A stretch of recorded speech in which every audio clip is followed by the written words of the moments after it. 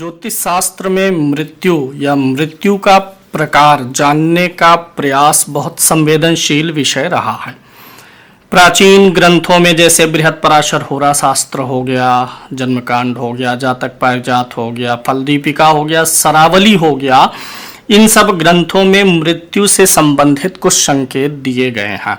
आज हम उन्हीं बिंदुओं पर चर्चा करने वाले हैं। सबसे पहले हम बात कर लेते हैं मृत्यु कहाँ होगी, इसका अनुमान कैसे लगता है और कितनी चीजें पता चल जाती हैं। जो स्थान का सवाल है कि मृत्यु कहाँ होगी, शास्त्रों में जितना विवरण दिया गया है वह मैं आपको यहाँ पर आसान तरीके से देने का प्रयास कर रहा हूँ। करना क्या है, मृत्यु का भाव कौन सा होता है, जन्म कुंडली का अष्टम भाव, और कोई ना कोई इस भाव का क्या होता है, स्वामी। तो जन्म कुंडली में आपको यह देखना है कि अष्टम भाव में कौन सी राशि है। अष्टम भाव की राशि नोट कर लीजिए और अष्टम भाव का स्वामी कहीं ना कहीं जाके बैठा होगा, वह किस राशि में है उसको नोट कर लीजिए। राशियां तीन प्रकार की होती हैं, चर, स्थिर, द्विस्वभाव। अष्टम भाव में चर राशि अगर 1, 4, 7, 10 है तो आप उसे चर राशि जानिए। 2, 5, 8, 11 अगर है तो उसे आप स्थिर जानिए। 3, 6, 9 क्या होता है, द्विस्वभाव। तो सबसे पहले आप यह देखिए अष्टम भाव में किस प्रकार की राशि है। ये चर वाली राशि में से कोई है, स्थिर वाली राशि में से कोई है कि द्विस्वभाव वाली राशि में से कोई है, यह आप पहले लिख लीजिए। राशि नहीं लिखना है, आपको यह लिखना है कि वह चर है कि स्थिर है कि द्विस्वभाव है। फिर उसके बाद अष्टम भाव का कोई ना कोई ग्रह स्वामी होगा। जैसे मैं यहाँ पर ले लेता हूँ 8 नंबर की गिनती और इसी कुंडली को आगे अगर मैं बढ़ा दूं तो 8, 9, 10, 8 नंबर यहाँ लिखा और मैं मान लेता हूँ कि मंगल महाराज यहाँ पर हैं। 8वें घर में 8 नंबर होगा तो स्वामी कौन होंगे, मंगल। ऐसे ही बना होगा। यहाँ पर अगर कोई ग्रह बैठा है तो उसे नहीं लेना है, अगर वह ग्रह अपनी राशि में बैठा होगा तभी लिया जाएगा। यहाँ जो गिनती है ये 8 नंबर है। 8 नंबर किस में आता है, स्थिर में। ये जो ऊपर की पहली लाइन वाली राशियां हैं ये चर हैं, बीच वाली स्थिर है, नीचे वाली द्विस्वभाव है। तो यहाँ पर कौन सी राशि हो गई, स्थिर। तो हमने नोट कर लिया, स्थिर मिल गया। और ये जो 8वें भाव का स्वामी है मंगल, ये कहाँ बैठा है, चर में जाकर के बैठा हुआ है। तो आपको कॉम्बिनेशन निकालना है कि कौन सा कॉम्बिनेशन है। ये स्थिर है और ये चर है, तो स्थिर और चर का कॉम्बिनेशन यहाँ पे देखिए मिल रहा है, चर और स्थिर। स्थिर चर दोनों एक ही, इधर से गिन लीजिए चाहे इधर से, एक ही बात है। अष्टम भाव में स्थिर राशि हुई और अष्टम भाव का स्वामी मंगल चर राशि में हुआ। तो ये कॉम्बिनेशन निकालने के बाद जितने कॉम्बिनेशन आपके सामने आएंगे सामने लिखा गया है और इन सब कॉम्बिनेशनों का मैं आपको प्रभाव बताने चल रहा हूं, ध्यान से समझिएगा। अगर आपका अष्टम भाव की राशि और अष्टम भाव का स्वामी दोनों ही चर में आ जाएं, चर में हो, तो मृत्यु घर से दूर होती है। भारतवर्ष में आपके प्रदेश के बाहर या कोई व्यक्ति मान लीजिए दिल्ली का है, मुंबई में मृत्यु हो रही है, और जो लोग विदेश सेटलमेंट का योग होता है जिनकी कुंडली में, उनकी मृत्यु विदेश में ही हो जाती है, या नहीं भी सेटलमेंट है उस समय वो विदेश में हो सकते हैं। कुल मिलाकर के ऐसे लोग अपने प्रदेश से बाहर होते हैं, अपने गृह नगर से, गृह प्रदेश से काफी दूर होते हैं। अगर कॉम्बिनेशन चर और स्थिर का बन रहा है तो ऐसे में चर और स्थिर है यानी घर से बाहर लेकिन शहर में मृत्यु होगी, घर के आसपास में नहीं होगी। आपका जो कस्बा, मोहल्ला, जिला है वहां से थोड़ी दूर पर मृत्यु होने वाली है, यानी होगी, बहुत दूर नहीं होगी लेकिन घर पर नहीं होने वाली है।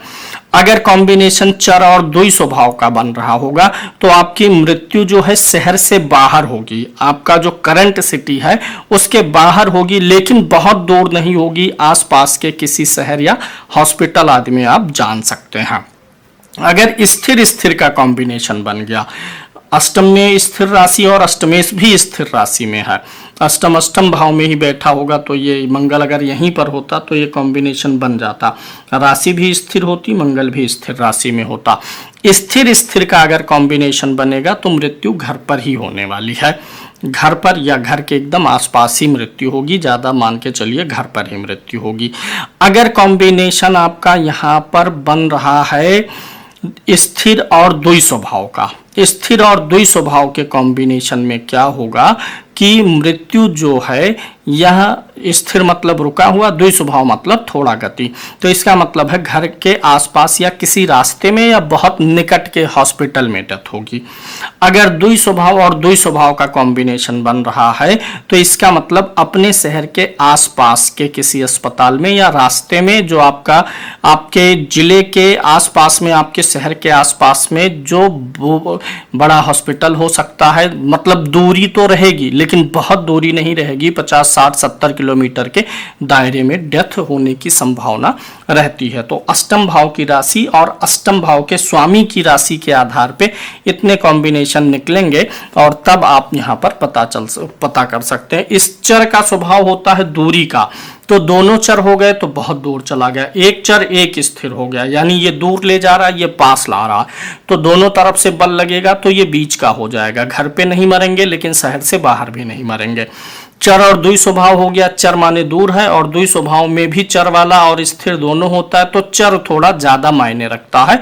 तो यहाँ पर भी घर पे मृत्यु नहीं होगी, आपके शहर में घर से दूर 10 20 15 किलोमीटर दूर किसी हॉस्पिटल आदि में या रास्ते में मृत्यु हो सकती है। स्थिर है तो जहां पर रहते हैं वहीं पर, स्थिर और द्विस्वभाव है तो घर के आसपास के नजदीकी हॉस्पिटल में या घर के आसपास के रास्ते में मृत्यु हो सकती है। द्विस्वभाव अगर बन रहा है तो आपके जो सिटी है, सिटी की बाउंड्री के आसपास में कहीं जहां दो जिलों का कनेक्शन बन रहा वहां पर डेथ होने की संभावना रहती है।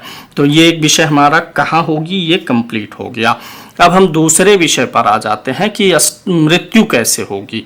मृत्यु कैसे होगी यह दो चीजों पे निर्भर करता। अष्टम भाव का जो स्वामी ग्रह है उसका एलिमेंट हम देखते हैं, दूसरा अष्टम भाव का जो स्वामी ग्रह है उसके कारकत्व को देख करके निर्णय लेते हैं। तो मृत्यु कैसे होगी, सबसे पहले मैं एलिमेंट के आधार पे बताता हूं। देखिए, अष्टम भाव में अगर अग्नि तत्व के ग्रह हों जो थोड़ा शुष्क ग्रह है, जिनमें नमी की कमी है, जैसे सूर्य, मंगल और केतु होते हैं, तो ये सूखे ग्रह हैं, ये अग्नि प्रधान ग्रह होते हैं। तो ऐसे में जलना, दुर्घटना होना, बुखार होना, रक्त रोग होना, शरीर में जलन होना, इन सारी चीजों से जो मृत्यु का कारण बनता है वह दुखदायी होता है। अग्नि तत्व, दाहक ग्रह बैठा हो, अग्नि तत्व की राशि होगी 1 5 9 तब भी यही काम करेगा, और सूर्य मंगल केतु होता है तो भी कुछ न कुछ शरीर दाह के कारण से शरीर में खून जल जाएगा, आपकी पूरी शरीर सूख जाएगी, जलने से, दुर्घटना से, बुखार से आदि रोगों से आपकी मृत्यु होने की संभावना रहेगी। दूसरा, अगर यहाँ पर जल तत्व का ग्रह हो, जल तत्व की राशि हो, जल तत्व के ग्रह कौन कौन से हैं, चंद्रमा और शुक्र, यहाँ पर चंद्रमा शुक्र बैठे हों या चंद्रमा शुक्र इस भाव के स्वामी हो, तो जो जल से संबंधित डूबना, कफ, शरीर में पानी का बहुत अधिक बढ़ जाना, ब्लड का पानी हो जाना, लालिमा खत्म हो जाना, पेशाब के कारण से दिक्कत हो सकती है, फेफड़े का कारक है, यूरिन का कारक है, इन सारी चीज़ों से मृत्यु हो सकती है। अगर गुरु का प्रभाव है यानी गुरु की राशि है या गुरु बैठा हुआ है तो ऐसे में जो है हो सकता है मोटापा, शुगर, डायबिटिक के कारण से, लीवर आदि के कारण से मृत्यु होने की संभावना रहेगी। अगर बुध बैठा होगा तो तंत्रिका तंत्र बिगड़ जाएगा, पूरा जो हमारे शरीर का ढांचा है, नसों का पूरा जो जाल है जिस पे शरीर खड़ी हुई है, नर्व आपका एकदम से बिगड़ जाएगा। उस कारण से या मानसिक रोग के कारण से या दवाओं के अधिक खुराक के कारण से मृत्यु हो सकती है। वहीं अगर शनि महाराज यहाँ पर बैठे हुए हैं, वायु तत्व के ग्रह हैं शनि और राहु, तो वायु से संबंधित समस्या, वायु का अंग फेफड़ा हो जाता है, फेफड़ों की बीमारी, सांस की बीमारी, दमा की बीमारी, गैस, अपघात या किसी स्थान से गिरने के कारण, बेड से भी गिर सकते हैं, छत से गिर सकते हैं, गाड़ी से गिरने के कारण से मृत्यु होने का इंडिकेशन मिलता है। ये तो तत्व के आधार पे हो गया। अब हम ग्रहों के आधार पे ले लेते हैं। अगर आपकी कुंडली में अष्टम भाव में सूर्य बैठा हो या 5 नंबर की गिनती लिखी हुई हो, कौन सी गिनती, 5 नंबर की गिनती हो या सूर्य बैठा हो, सूर्य का प्रभाव आ जाएगा यहाँ पर, तब आपकी जो बीमारी का कारण बनेगा, शरीर में पित्त बढ़ जाएगा, मरते समय बुखार हो जाएगा, हृदय और आंख की बीमारी के कारण से मृत्यु हो सकता है, शरीर में गर्मी बढ़ जाना, हृदयाघात हो जाना, ये सारी चीजें हो सकती हैं। और मृत्यु की जो दिशा होगी वो पूर्व और दक्षिण स्थान से जुड़ेगी। अगर यहाँ पर 4 नंबर की गिनती लिखी हो या फिर चंद्रमा बैठा हो, अब चंद्रमा का प्रभाव आ जाएगा। तो अगर चंद्रमा अष्टम भाव का स्वामी है या अष्टम भाव में बैठा हुआ है तो जल या जल जनित रोग, जल एलिमेंट खराब होगा बॉडी में, कफ हो जाएगा, श्वास रोग हो जाएगा, ये सर्दी जुकाम हो जाएगा, जिसको निमोनिया बोल देते हैं। अगर बुढ़ापे में और बचपन में निमोनिया ज़्यादा होता है तो निमोनिया की समस्या के कारण से मृत्यु हो सकती है। स्त्री अगर है तो मुख्य, अगर चंद्रमा स्वामी है बैठा है तो स्त्रियों में मुख्य रूप से स्त्रियों का जो पर्सनल रोग होता है उनमें से कोई कारण बन सकता है मृत्यु का। जल, नदी, वर्षा, इन सारे चीज़ों के कारण से बाढ़ में बह जाना, पानी अचानक से आ गया, बादल का फटना, इन सारी त्रासदी में फंस सकते हैं अगर चंद्रमा अष्टम भाव में है या चंद्रमा यहाँ पर चंद्रमा की राशि है। मृत्यु की जो दिशा हो सकती है वह उत्तर दिशा हो सकती है, थोड़ा सा पश्चिम का झुकाव लिए हुए हो सकती है। अगर यहाँ पर मंगल बैठा हुआ है अष्टम भाव में या 1 और 8 नंबर की गिनती है, 1 नंबर या 8 नंबर की गिनती है, यानी मंगल बैठा हो, चाहे मंगल अष्टम भाव का स्वामी होगा तो मंगल के रोगों के कारण से मृत्यु होगी। अब मंगल में पहला तो आ जाता है चोट चपेट हो जाना, दूसरा आ जाता है कि पहले से कोई सर्जरी वगैरह हुई है तो वही फिर से कोई समस्या क्रिएट कर दे, उस कारण से मृत्यु हो सकती है। रास्ते में चल रहे हैं, चोट चपेट लग गया, शस्त्र से आघात हो गया, किसी ने कुछ फेंक के मार दिया, इन सारे चीज़ों के कारण से मृत्यु हो सकती है। अचानक मृत्यु की संभावना रहती है। आग, युद्ध, लड़ाई झगड़ा, पहले से कहीं सर्जरी हुई है, चोट लगा है, उसी स्थान पे फिर से दिक्कत आने के कारण से मृत्यु हो सकती है। और दिशा दक्षिण हो सकती है कि आप अपने घर से दक्षिण दिशा की तरफ मृत्यु को प्राप्त करें। अगर 3 या 6 नंबर की गिनती इसी भाव में लिखी हुई हो, इसी अष्टम भाव में 3 नंबर या 6 नंबर की गिनती लिखी हुई होगी या इस भाव में बुध बैठा होगा तो बुध का कारण फिर से लागू हो जाएगा। वही तंत्रिका तंत्र के कारण से की खराबी के कारण से मृत्यु होगी। मानसिक रोग हो सकता है, दवाओं की गलती से हो सकता है, दवा कुछ आपको चाहिए था, डॉक्टर ने कुछ दे दिया, दवाओं ने रिएक्शन कर दिया, ओवरडोज हो गया। इन सारे कारणों से दवाई जब रिएक्शन करेगी तो जहर जैसा काम कर देगी। आपकी मृत्यु में जो है आपकी वाणी की भूमिका हो सकती है, और कुछ ऐसा रोग जो आप युवा अवस्था से पाले चल रहे हैं, ध्यान नहीं दिए हैं, वह आगे चल के मृत्यु का कारण बन सकता है। अगर बुध होगा तो मृत्यु की संभावना उत्तर दिशा की तरफ बनेगी। अगर यहाँ पर 9 या 12 नंबर की गिनती है, गुरु की राशि है या गुरु बैठा हुआ है तो मोटापा आप कंट्रोल करिए। मोटापा, शुगर, लीवर के कारण से, शरीर में कोई ट्यूमर बनने से, पेट संबंधी रोगों के कारण से आपको परेशानी हो सकती है। धार्मिक या आध्यात्मिक यात्रा पर हैं, वहाँ पर आपकी मृत्यु हो सकती है।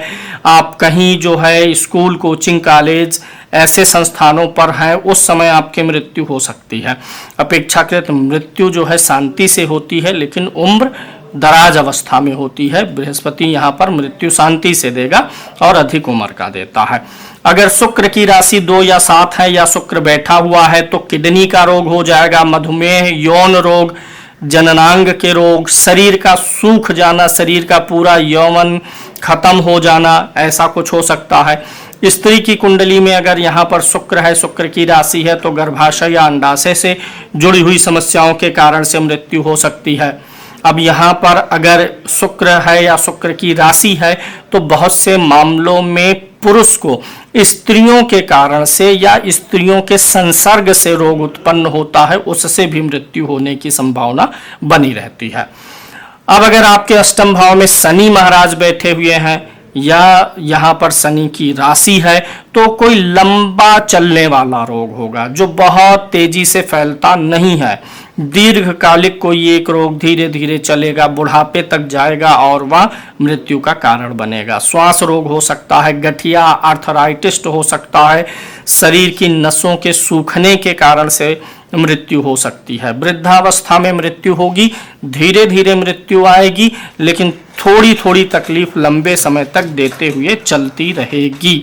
शनि के होने से कई बार गिरने के कारण से, हड्डी टूटने के कारण से भी मृत्यु होती है, या आप नशे की हालत में भी आप मृत्यु को प्राप्त कर सकते हैं। ऊपर से कुछ आकर के सिर पे गिर जाए, ये भी कारण बन सकता है। राहु अगर आपके अष्टम भाव में बैठा हुआ है तो दुर्घटना के कारण, वैसे भी दुर्घटना राहु अष्टम में हो तो जीवन में एक बार तो सामना करना ही करना पड़ जाता है। कोई दवाई आपको रिएक्शन कर दे, जहर बन जाए, या खाना खाए फूड पॉइजनिंग हो जाए, या कोई जहर ही दे दे, मतलब कुछ ऐसा एलिमेंट हो, खाना शरीर में जा करके फूड पॉइजन बन जाए, दवा रिएक्शन करके जहर बन जाए, या कोई बाहर से दे दे आपको जहर, कोई विषैला जीव जंतु आपको काट ले, ऐसी कोई भी संभावना बनी रहेगी। अगर अष्टम भाव में राहु है तो विषाक्तता के कारण से, ब्लड अशुद्धि के कारण से, सांप जहरीली वस्तु के कारण से, या किसी गंभीर जिसका इलाज उस मौके पे उस समय समाज में ना उपलब्ध रहे, ऐसी बीमारी के कारण से मृत्यु हो सकती है। मृत्यु थोड़ी रहस्यमयी रहेगी और असामान्य प्रकार की मृत्यु, वही जब कैंसर वगैरह आज के टाइम में ट्रीटेबल नहीं है तो असामान्य प्रकार की मृत्यु में आ सकते हैं। या तो मृत्यु बाहर होगी, विदेश में हो सकती है, या फिर ऐसा हो सकता है कि आप मृत्यु के समय बेहोश भी रहें अगर राहु यहाँ पर बैठा हुआ है। लेकिन राहु है, जब भी मृत्यु होगी थोड़ा सडन होने की संभावना रहती है। 4, 6, 10 दिन ठीक है, फिर 10 दिन में पता चला कि, या महीने 2 महीने में पता चला कि जीवन लीला समाप्त हो गई, उसके पहले स्वस्थ थे। अगर केतु अष्टम भाव में है तो आग के कारण से, बिजली के कारण से, किसी हथियार के कारण से, अंदर से कोई अंग सड़ गया हो उस कारण से, या बाहर से कोई अंग सड़ गया हो, रहस्यमयी ढंग से मृत्यु होगी, अचानक से मृत्यु होगी। मृत्यु जो है किसी आध्यात्मिक स्थान पर हो सकता है, या किसी ऐसे स्थान पर भी हो सकती है मृत्यु जहाँ पर ज़्यादा शांति हो, बहुत ज़्यादा झाम ना हो, ऐसी भी संभावनाएं बन सकती हैं। केतु के यहाँ होने पर आपको चोट चपेट जीवन में एक बार जरूर लगेगा, कुछ ना कुछ शरीर का टूटेगा, ब्लड निकलेगा, प्लास्टर चढ़ा होगा, ऐसी संभावनाएं बनती हुई नजर आ जाती हैं। अष्टम भाव का केतु व्यक्ति को मृत्यु के समय गहरे सोच में या आध्यात्मिक दृष्टिकोण देने लग जाता है, व्यक्ति मोह माया से मुक्त भी हो जाता है। अगर केतु है यहाँ पर तो मृत्यु के समय आप सारी मोह माया को छोड़ देंगे, आप खुद अपने पूरे मन को इस बात के लिए मना ले जाते हैं कि इस संसार को छोड़ देना ही अच्छा है, अनासक्त कर देता है। अब आखिरी सवाल आता है कि मृत्यु कब होगी। यह विषय बड़ा क्लिष्ट होता है। यहाँ पर मैं जो सूत्र दे रहा हूँ वह अल्प आयु और मध्य आयु के लिए नहीं है। यहाँ पर जो मैं चीजें बता रहा हूँ आमतौर पे घटित होंगी यह व्यक्ति के पूर्ण जीवन जीने के बाद में। इसलिए यह सूत्र आप तब लगाइए जब आपकी उम्र 60 साल के ऊपर है और ये सारी चीजें मिलेंगी, तब आपको यहाँ पे परेशानी आ सकती है। मध्यम आयु और अल्पायु के लिए यह नहीं है, 60 वर्ष के ऊपर के लिए है। मैं बारी बारी से सूत्र समझा रहा हूँ, आपको नोट करना है। क्या आपकी कुंडली में दूसरे भाव, तीसरे भाव, छठे भाव, 7वें भाव, 8वें भाव, 11वें और 12वें भाव के में से जो ग्रह 2 भावों के स्वामी हैं उनको नोट कर लीजिए। जैसे अगर हम कर्क लगन की कुंडली ले लेंगे तो हमें क्या मिलेगा कि 7वें और 8वें का स्वामी कौन हो जाएगा? शनि हो जाएगा। और यहाँ पर तीसरे और एकादश का स्वामी कौन हो जाएगा? बुध। यानी ये कहने का मतलब है आपकी कुंडली में जो ग्रह दूसरे, तीसरे, छठे, 7वें, 8वें, 11वें और 12वें भाव में से 2 भावों का स्वामी आ रहा है वो आपका प्रबल मारक है। तो आपको दोनों प्रबल मारक निकालने हैं। कुछ लग्नों में 2 प्रबल मारक ऐसे नहीं मिलेंगे, सूर्य और चंद्रमा के केस में।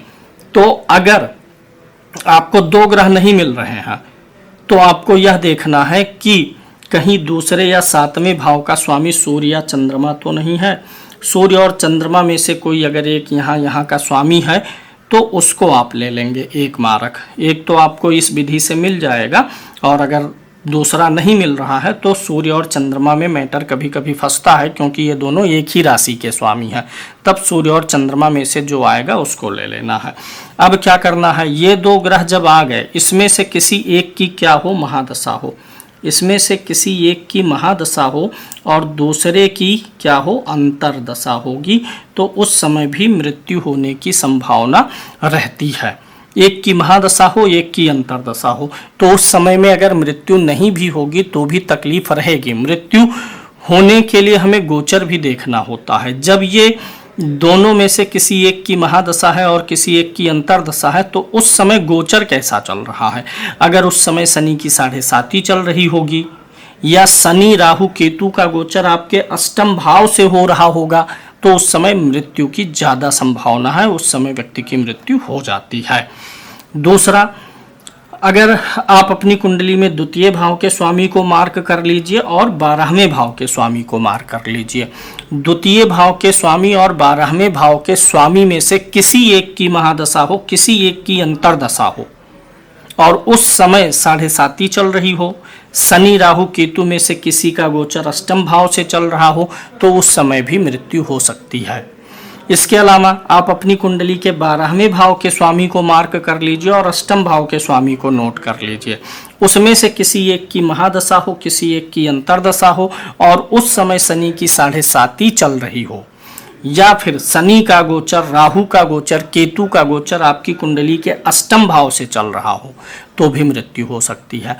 अगर वह गोचर अष्टम भाव से ना भी चल रहा हो, आपका जो कुंडली में लग्नेश है उससे अष्टम भाव में, चाहे लगन से अष्टम में चल रहा हो, चाहे लग्नेश से अष्टम चल रहा हो, तो आप उस समय को भी यहाँ पर ले सकते हैं। यहाँ पर हमने आपको कुछ दशाएं बताई। पहला, हमने आपको प्रबल मारक निकालना बता दिया उस हिसाब से। दूसरा, हमने आपको बताया द्वितीय और द्वादश भाव के स्वामी की परस्पर महादशा अंतर्दशा। तीसरा, हमने बता दिया आपको द्वादश भाव और अष्टम भाव के स्वामियों की महादशा अंतर्दशा। इसके अलावा एक चीज और जानना है आपको यह जानना है कि अगर द्वितीय भाव का स्वामी और 12वें भाव का स्वामी, ये तो सब में मिलेगा, लेकिन बहुत सारी कुंडलियों में अगर आपकी कुंडली में द्वितीय भाव में कोई ग्रह बैठा है और 12वें भाव में कोई ग्रह बैठा है, तो द्वितीय भाव में जो ग्रह बैठा है और 12वें में जो ग्रह बैठा है, उसमें से किसी एक की महादशा हो और किसी एक की अंतर्दशा हो, तो उस समय भी आपको मृत्यु तुल्य शारीरिक या मानसिक कष्ट हो सकता है। इसी प्रकार से अगर अष्टम भाव में कोई ग्रह बैठा है और 12वें भाव में कोई ग्रह बैठा है, दोनों में से किसी एक की महादशा हो, किसी एक की अंतर्दशा हो, तो उस समय में भी आपको मानसिक रूप से या शारीरिक रूप से मृत्यु तुल्य कष्ट मिल सकता है। कोई इतना प्रिय व्यक्ति मर जाए कि वो अपने मरने जैसा हो, ऐसा भी हो सकता है, या खुद आपको चोट चपेट, बीमारी, परेशानी या मृत्यु तक हो सकती है। देखिए, जो दशाएं हमने आपको बताई हैं, ये दशा आप हमेशा किसी की डेथ का अनुमान लगाने के लिए लगाइए, और ये दशाएं आपकी कुंडली में जिस साल में आ रही हैं, जैसे मान लीजिए द्वितीय भाव में बैठा ग्रह और 12वें भाव में बैठे हुए ग्रह की दशा, एक की महादशा एक की अंतर्दशा किसी व्यक्ति को मिल गई, कहाँ, 2060 में मिल रही है।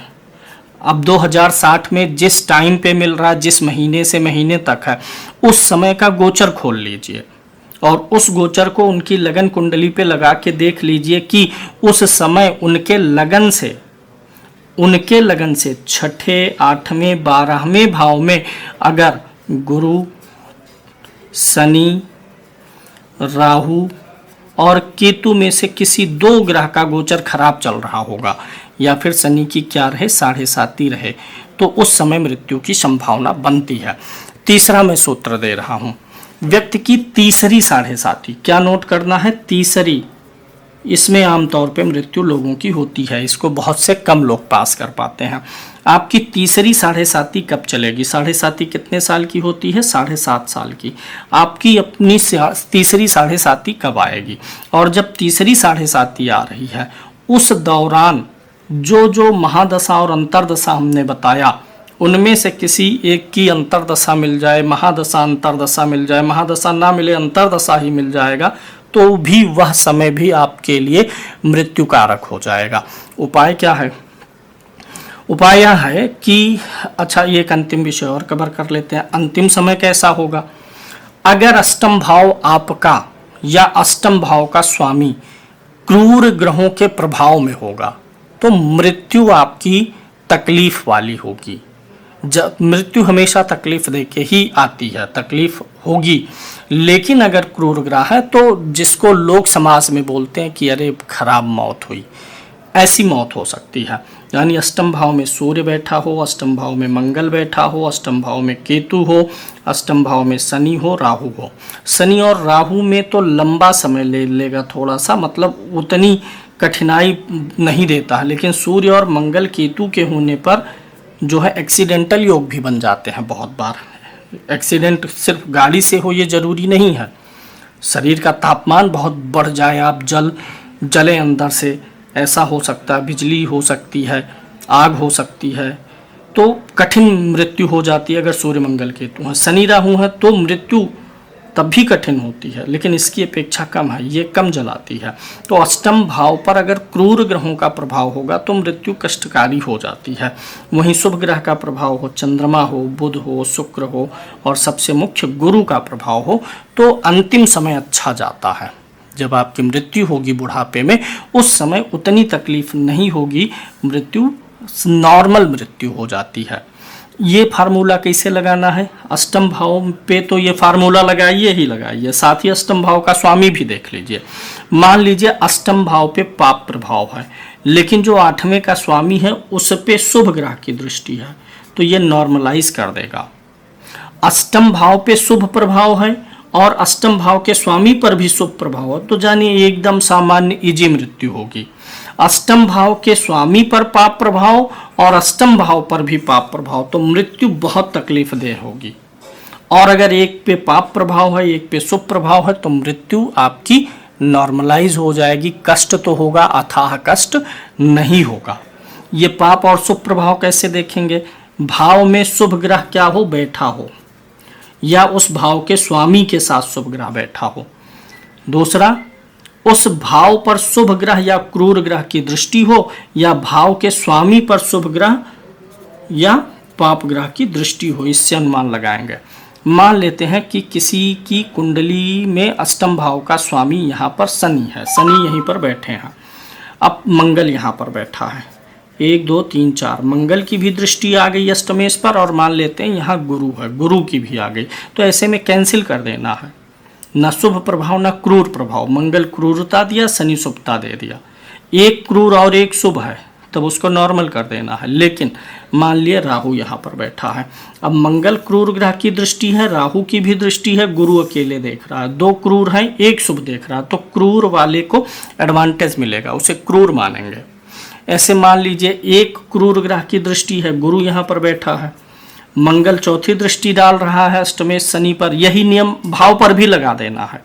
मंगल डाल रहा है दृष्टि, गुरु भी शुभ दृष्टि डाला, आगे से शुक्र भी देख रहा है, तो अब शनि पे शुभ प्रभाव मानना है। तो इस प्रकार से हमें जजमेंट करना चाहिए। उम्मीद है कुछ रोचक और कुछ नया सीखने को मिला होगा।